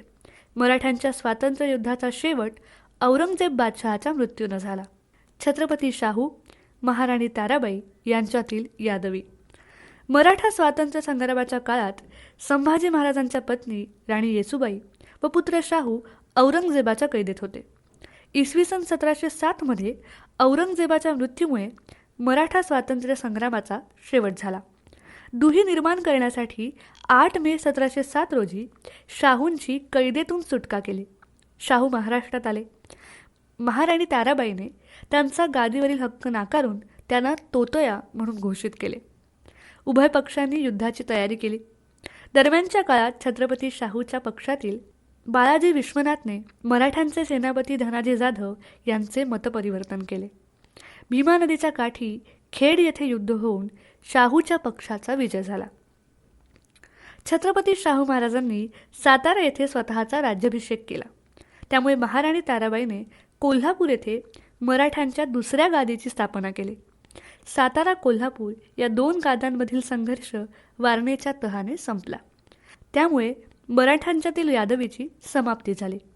मराठ्यांचे स्वातंत्र्य युद्ध हे लोकयुद्ध होते. त्यात सर्व जाती जमातीच्या लोकांचे मोलाचे योगदान होते. मराठी सत्तेचा विस्तार. मराठ्यांच्या यादवीच्या काळात बाळाजी विश्वनाथने छत्रपती शाहूंना अत्यंत प्रामाणिकपणाने आणि विश्वासानं मदत केली. याची जाणीव शाहू महाराजांनी ठेवून बाळाजी विश्वनाथला पेशवेपद दिले. बाळाजी विश्वनाथने शाहू विरोधकांवर मात केली. कान्होजी आंग्र्यांसारखा मातब्बर सरदाराला सुद्धा छत्रपती शाहूंच्या पक्षात आणले. दिल्लीच्या बादशहाकडून चौथाई, सरदेशमुखी इत्यादी सनदा प्राप्त केल्या. बाळाजी विश्वनाथच्या मृत्यूनंतर शाहूने त्याचा मुलगा बाजीराव यास पेशवेपद दिले. त्यामुळे भट घराण्याकडे वंश परंपरेने पेशवाई सुरू झाली. मराठी सत्तेचा आर्थिक प्रश्न सोडवणे आणि दूरवरच्या प्रदेशात साम्राज्य विस्तार करण्याच्या हेतूनं बाजीरावाने उत्तरेकडे विस्तारवादी धोरणाचा स्वीकार केला. दाभाडे प्रकरण, छत्रसालला मदत आणि दिल्लीवर वर्चस्व स्थापनेचे प्रयत्न हे त्यांच्या कामगिरीचे वैशिष्ट्य होते. दक्षिणेत निजाम, सिद्धी, पोर्तुगीज इत्यादी मराठी शत्रूंवर वचक निर्माण केला. या कामी बंधू चिमाजी अप्पा आणि इतरांचे सहकार्य लाभले. बाजीरावाने कर्तृत्ववान व्यक्तींना संधी दिल्यामुळे शिंदे, होळकर, गायकवाड, पवार असे कित्येक कर्तबगार मराठा सरदार घराणे राजकारणात पुढे आली. या कर्तबगार घराण्यांनी महाराष्ट्राच्या बाहेर बडोदा, धार, इंदोर, ग्वाल्हेर, देवास, उज्जैन अशी अनेक राजकीय प्रभाव क्षेत्रे निर्माण केली व तिथे मराठी संस्कृतीचा प्रसार केला. मराठा सरदारांनी पंजाब जिंकून अटकेपार मराठी सत्तेचा झेंडा रोवला. पहिल्या बाजीरावानंतर बाळाजी बाजीराव उर्फ नानासाहेब पेशवे झाले. नानासाहेबांनी आपले लक्ष दक्षिणेकडे केंद्रित केले. बंगाल प्रांतावरून पेशवे भोसले संघर्ष, निजाम, सिद्धी यांच्याशी संघर्ष निर्माण झाले. याच काळात इंग्रजांनी बंगालमध्ये इंग्रजी सत्तेचा पाया घातला. आंग्र्याच्या आरमारावरच मराठी सत्ता सामर्थ्यशाली आहे हे ओळखून इंग्रजांनी कूटनीतीचा वापर करून मराठ्यांच्या मदतीनेच आंग्र्यांचे आरमार नष्ट केले. नानासाहेबांच्या उत्तर धोरणातून 1761 तिसरे पानिपत युद्ध घडून आणले. युद्धातील पराभवामुळे मराठे व मराठी सत्ता दुबळी झाली. पेशवांच्या मालिकेतील सर्वश्रेष्ठ पेशवा म्हणून इतिहासकारांनी पहिल्या माधवराव पेशवांचा उल्लेख केला आहे. निजाम, हैदर यांसारख्या शत्रूंचा पराभव केला. स्वार्थी मराठा सरदार वठणीवर आणले. आग्रा, दिल्ली, पंजाबवर वर्चस्व स्थापले. नजीब खान रोहिल्याचा पराभव केला. शाह आलमला पुन्हा दिल्लीच्या तख्तावर बसवले. संपूर्ण हिंदुस्थानात मराठ्यांचा दरारा निर्माण केला. पानिपत युद्धामुळे मराठ्यांची गेलेली प्रतिष्ठा माधवरावांनी पुन्हा प्राप्त केली. मराठी अजून जिवंत व सामर्थ्यशाली आहेत हे दाखवून दिले. पहिल्या माधवराव पेशव्यांविषयी इतिहासकार ग्रँड डफ म्हणतो की पानिपतचे मैदान मराठ्यांना जेवढे घातक ठरले नाही त्यापेक्षाही अधिक घातक त्यांचा अकाली मृत्यू ठरला. राघोबादादा यांना पेशवेपद हवे होते, परंतु नारायणरावांना ते पद मिळाले. पेशवेपद प्राप्तीवरून नारायणरावांचा खून झाला. नारायणरावांच्या खुनानंतर सर्व सत्ता बारभाईंच्या हाती आली. त्यामुळे राघोबादादा नाममात्र पेशवे बनले. या काळात उत्तर भारतात महादजी शिंदे यांनी वर्चस्व स्थापन केले, तर दक्षिण भारतात नाना फडणवीसांच्या हाती सत्ता केंद्रित झाले. बारभाईंचे व राघोबादादांचे न पटल्याने राघोबादादांनी इंग्रजांच्या मदतीने सत्ता घेण्याचा प्रयत्न करून मराठी सत्तेचे प्रचंड नुकसान केले. नारायणरावांच्या मृत्यूनंतर त्यांचा अल्पवयीन मुलगा सवाई माधवराव पेशवे नारायणरावांच्या मृत्यूनंतर त्यांचा अल्पवयीन मुलगा सवाई माधवराव पेशवे झाले. मात्र राज्यकारभार धोरणी लोकांच्या हाती आला. यांना बारभाई असे म्हणतात. महादजी शिंदे बारभाई मंडळींकरता सर्वस्व अर्पून मराठी सत्तेचे हित ज्या मराठी सरदारांनी साधले त्यात अग्रक्रमाने महादजी शिंदे यांचे नाव घेतले जाते. महादजी शिंदे यांनी इसवी सन 1771 दिल्ली काबीज करून दिल्लीच्या तख्तावर शाह आलमला बसवले. पहिल्या इंग्रज मराठा युद्धात पराक्रम गाजवून इंग्रजांसोबत सालबाईचा तह करून मराठी राज्याचे हित जपले. फ्रेंच सेनानी डी बॉयनच्या नेतृत्वाखाली कवायती फौज उभारली. गोहदच्या राज्याच्या ताब्यातील ग्वाल्हेर इसवी सन 1784 जिंकले. महादजींच्या कर्तबगारीची दखल घेऊन बादशहाने त्यास नोव्हेंबर 1784 वकील मुत्तलिक हे पद देऊन गौरवले. त्यानंतर महादजींनी आग्रा जिंकले. राजपुतांकडून खंडणी वसूल केली. गुलाम कादिरच्या ताब्यातून दिल्ली मुक्त करून गुलाम कादिरचे डोळे काढले. महादजींच्या या कामगिरीमुळे बादशहाने आपल्या राज्यात गोवध बंदी घातली. हिंदूंची मथुरा, वृंदावन ही पवित्र तीर्थक्षेत्रे महादजींच्या ताब्यात आली. अशा या कर्तबगार सेनानीचे पुण्याजवळील वानवडी येथे 12 फेब्रुवारी 1794 रोजी निधन झाले. पुण्यश्लोक अहिल्यादेवी होळकर. महादजींप्रमाणेच हिंदुस्थानामध्ये अहिल्याबाई होळकरांनी लौकिक मिळवला. त्यांचा जन्म बीड जिल्ह्यात चौंडी या गावी शिंदे घराण्यात इसवी सन 1725 झाला. त्यांनी महापराक्रमी सेनानी व सासरे मल्हारराव होळकर यांचा वारसा जपला. कुंभेरीच्या लढ्यात अहिल्यादेवींचे पती खंडेराव धारातीर्थी पडल्याने ऐन तारुण्यात त्यांच्यावर वैधव्य कोसळले. मल्हाररावांनी त्यांना धीर देत राजकारण व समाजकारणातील बारकावे समजावून दिले. त्यामुळे मल्हाररावांच्या गैरहजेरीत त्या सक्षमपणे कारभार पाहू लागल्या. अद्भुत साहस व रणकौशल्य दाखवून सर्व कार्यात यश मिळवले. अहिल्याबाईंना अन्यायाची चीड होती. होळकर राज्यात त्यांनी नियमबद्ध न्यायालयाची मुहूर्तमेढ रोवली. खाजगी जीवनात अत्यंत दयाळू व क्षमाशील असलेल्या अहिल्याबाई न्याय देताना कठोर होऊन निपक्षपातीपणे वागत. अंतिम न्यायनिवाडा त्या स्वतः करत. स्वतःचा मुलगा माल्यरावांनी केलेल्या गुन्ह्याबद्दल 5 कोरडे ओढण्याची शिक्षा ठोठावली. कृषी विकास व शेतकऱ्यांच्या कल्याणासाठी योजना राबवल्या. लष्करी मोहिमेत व्यस्त असलेल्या तुकोजीरावाला प्रोत्साहन दिले. त्यास लष्करी कुमक व द्रव्य पुरवले. अहिल्याबाईंनी आपल्या खजिन्याचे खाजगी व सरकारी असे 2 भाग केले होते. खाजगी व सरकारी कोशासाठी त्यांनी व्यवस्था आखून दिली होती. खाजगी कोशातून त्यांनी दानधर्म केला. अनेक तीर्थक्षेत्रांच्या ठिकाणी मंदिरांचा जीर्णोद्धार केला. मंदिरे, धर्मशाळा, घाट, बारवा बांधल्या. अन्नछत्रे, पाणपोया सुरू केल्या. आपल्या आदर्श कार्यामुळे त्यांनी सर्वांच्या मनात आदराचे स्थान मिळवले. अशा या पुण्यश्लोक अहिल्यादेवीचा मृत्यू महेश्वर येथे इसवी सन 1795 झाला. सवाई माधवरावांच्या मृत्यूनंतर राघोबादादांचे पुत्र बाजीराव, दुसरा बाजीराव पेशवे बनले. पण अकार्यक्षम असल्याने राज्यकारभाराची घडी विस्कटली. त्याचा फायदा इंग्रजांनी घेऊन एक बलशाली मराठी सरदारांचा पराभव केला. शेवटी 1802च्या वसई तहाने मराठ्यांच्या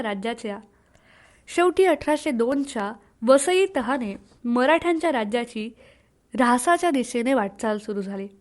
1818 मराठ्यांची सत्ता कायमची नष्ट झाली. पर्यायाने महाराष्ट्रावर इंग्रजी सत्तेचे वर्चस्व निर्माण झाले. क2 आर्थिक परिस्थिती. मराठ्यांच्या काळात शेती हेच सरकारच्या उत्पन्नाचे प्रमुख साधन होते. त्या काळात कृषीप्रधान अर्थव्यवस्था होती. स्वराज्यात जमीन मोजणीची पद्धत सुरू केली होती. जमीन मोजण्यासाठी एका काठीची योजना केली होती. तिला शिवशाही काठी असे संबोधले जाई. स्वराज्यात दादोजी कोंडदेव यांनी मलिक अंबरच्या शेतसारा पद्धतीचा स्वीकार केला. शेतजमिनीचा आकार, प्रकार, पीक, जिराईत, बागायत इत्यादी निकष निश्चित करून शेतसारा आकारला जात असे. उत्पन्नाच्या 2/5 एवढा शेतसारा आकारला जात असे. तो रोख रकमेच्या स्वरूपात किंवा धान्याच्या स्वरूपात स्वीकारला जात असे. शेतीचे उत्पन्न वाढावे म्हणून छत्रपती शिवाजी महाराजांनी शेतकऱ्यांना विविध प्रकारे मदत करून प्रसंगी सवलतीसुद्धा दिल्या. परिणामतः स्वराज्याची बरीच जमीन लागवडीखाली आली. ओढे, नाले अडवून कालवे बांधून शेतीला पाणी पुरवठा केला जाऊ लागला. शिवाजी महाराजांनी बाणगंगा नदीवर धरण बांधून त्यातील पाण्याचा उपयोग शेतीसाठी केला. महसूल गोळा करण्यासाठी पगारी नोकर ठेवले. मोरोपंत पिंगळे व अण्णाजी दत्तो यांनी जमिनीसंबंधी अनेक सुधारणा करून तिच्यातील दोष कमी करण्याचा प्रयत्न केला. शेतसारा हे उत्पन्नाचे प्रमुख साधन होते.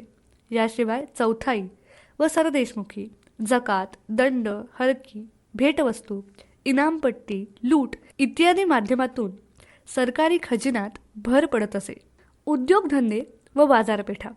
मराठा काळात कापड उद्योग, धातूंची भांडी, कागद, जडजवाहीर, मीठ, निळ, साखर, लाकूडकाम, जहाज बांधणी यांसारखे उद्योगधंदे होते. व्यापाराला प्रोत्साहन देण्यासाठी रायगड आणि राजगड या ठिकाणी 2 मोठ्या व्यापारी पेठा निर्माण केल्या होत्या. तसेच सोलापूर, वसई, ठाणे, सातारा, पुणे, कोल्हापूर या ठिकाणीही व्यापारी पेठांची स्थापना करण्यात आली होती. छत्रपती शिवाजी महाराजांच्या काळात सोने, चांदी आणि तांब्याची नाणी प्रचलित होती. शिवराई व होत ही सोन्याची नाणी शिवाजी महाराजांच्या मुद्रेसह चलनात होती. क3 धार्मिक जीवन. शिवकाळातील समाज व राज्यकर्ते पारंपरिक चालीरीतीने घालून दिलेल्या तत्वानुसारच वागत होते. धर्मशास्त्रानुसार केवळ क्षत्रियांनाच शस्त्र हातात घेता येत असे. मात्र छत्रपती शिवाजी महाराजांनी सर्व स्तरातील लोकांना शस्त्र धारण करण्याचे स्वातंत्र्य दिले व काळाच्या पुढे पाऊल उचलण्याचे धाडस दाखवले. छत्रपती शिवाजी महाराजांवर बालपणीच धार्मिक संस्कार झालेले होते. त्यांचा इतर धर्मियांकडे पाहण्याचा दृष्टिकोन उदार व सहिष्णू होता. आयुष्यभर मुस्लिम सत्तांच्या विरोधात लढूनही स्वराज्याचा राज्यकारभार करताना त्यांनी हिंदू मुस्लिम असा भेदभाव केला नाही. रायगड ही राजधानी बनवल्यावर तेथे हिंदूंसाठी जसे जगदीश्वराचं मंदिर बांधले तसेच मुस्लिमांसाठी मस्जिदसुद्धा बांधले. शिवाजी महाराजांच्या प्रशासनात अनेक जातीधर्मांचे लोक होते. शिवाजी महाराजांच्या मुसलमान सहकाऱ्यांमध्ये इब्राहिम खान, मदारी मेहतर, दौलत खान, काझी हैदर इत्यादींचा समावेश होता. दानधर्म करताना त्यांनी हिंदू मुस्लिम असा भेद केला नाही. चाफळचे रामदास स्वामी, पाटणचे मौनी बाबा, त्याचप्रमाणे इंदापूरचा काझी, केळशीचे बाबा याकूत या सर्व संतांना त्यांनी दानधर्म केला. सर्व धर्म समभाव हा धर्माबद्दल शिवाजी महाराजांचा दृष्टिकोन होता. म्हणूनच स्वराज्यात हिंदू मुस्लिम इत्यादी सर्वांना आपल्या धर्माप्रमाणे आचरण करण्याचे स्वातंत्र्य होते. मोहिमेवर असताना मशिदीवर हल्ला करू नका, कुराणाची अवहेलना करू नका अशी त्यांची सैन्याला आज्ञा होती. मुस्लिम धर्म स्वीकारणाऱ्या हिंदूंना त्या काळी पुन्हा स्वधर्मात घेतले जात नव्हते. परंतु छत्रपती शिवाजी महाराजांनी मुसलमान झालेल्या नेतोजी पालकर यांना शुद्ध करून पुन्हा हिंदू धर्मात घेतले. छत्रपती शिवाजी महाराजांचा आरमार, लष्कर व किल्ले प्रशासनात ख्रिश्चन, सिद्धी, मुस्लिम, पठाण, पेरड, रामोशी, भंडारी, धनगर, कोळी, बेलदार, भिल्ल व गावकुसाबाहेर राहणाऱ्या सर्वांचा समावेश होता. त्यांनी स्वराज्यासाठी प्राणाची बाजी लावली. मराठ्यांच्या उत्तरार्धात अंमल सुरू झालेल्या प्रदेशात उपेक्षित व उपद्रव पोचलेल्या मंदिरांचा जीर्णोद्धार करून तेथे नियमित पूजा अर्चा सुरू करण्यात आली.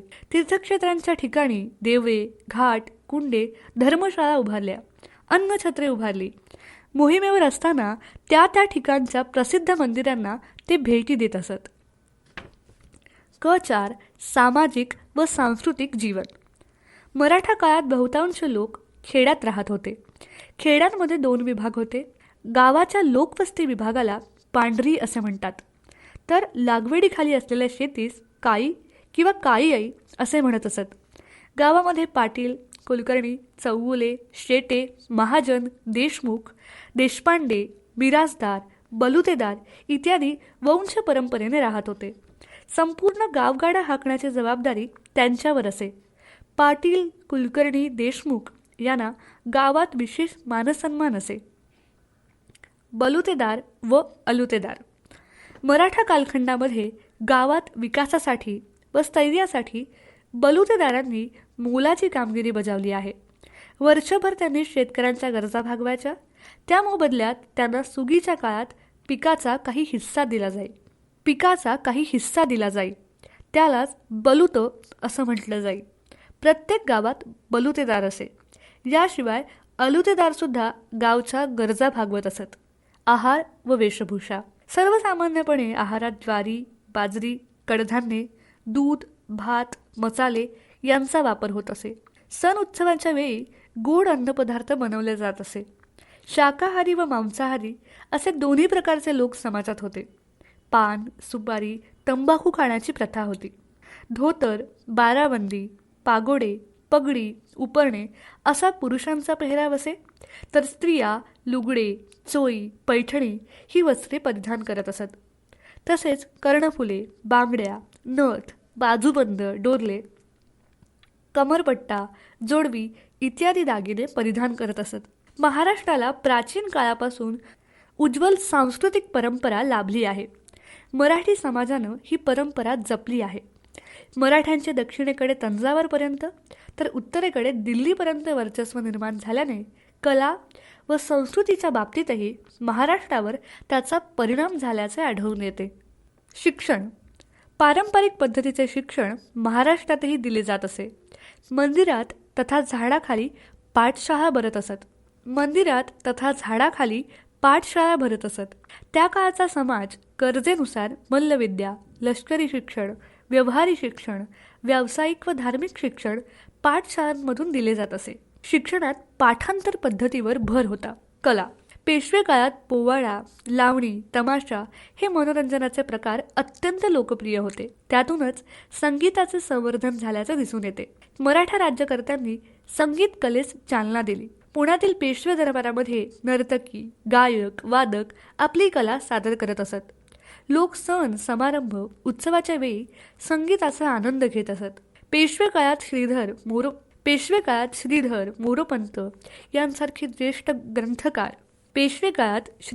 मोरोपंत यांसारखे श्रेष्ठ ग्रंथकार तर होनाजी बाळा, सगनभाऊ, परशुराम इत्यादी श्रेष्ठ शाहीर होऊन गेले. स्थापत्य.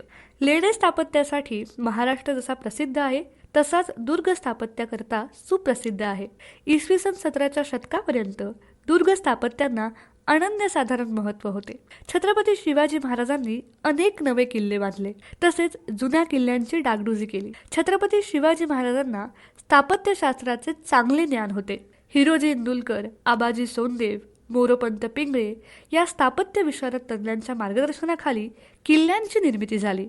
पश्चिम किनाऱ्यावरील सागरी कोकणपट्टी सुरक्षित राखण्यासाठी महाराजांनी जलदुर्ग बांधले. किल्ले बांधताना प्रवेशद्वार रचना, तटबंदी, बुरुज यांना संरक्षणाच्या दृष्टीने खास तंत्राने बांधले. प्रवेशद्वार रचना, चिलखती बुरुज व तटबंदी हे शिवाजी महाराजांच्या दुर्ग स्थापत्याचे खास वैशिष्ट्य होते. शिवाजी महाराजांनी जलदुर्ग, भूदुर्ग व गड बांधले. मराठा काळातील मंदिर स्थापत्यामध्ये हेमाडपंथी शैलीची, राजस्थानी शैलीची, मराठा शैलीची मंदिरे उभारण्यात आली. असेच ऑडिओज ऐकत राहण्यासाठी तुम्ही लिसन टू री हे ॲप्लिकेशन प्ले स्टोअरवरून आजच डाउनलोड करू शकता. सर्व स्पर्धा परीक्षांसाठी आवश्यक असणारे ऑडिओ बुक्स, ऑडिओ नोट्स तसेच इतर मटेरियल देखील त्यावर उपलब्ध करून देण्यात आले आहेत. या ऑडिओसोबतच्या लिंकवर क्लिक करून तुम्ही ते ॲप्लिकेशन डाउनलोड करू शकता. भेटूयात पुढच्या भागामध्ये. तोपर्यंत धन्यवाद.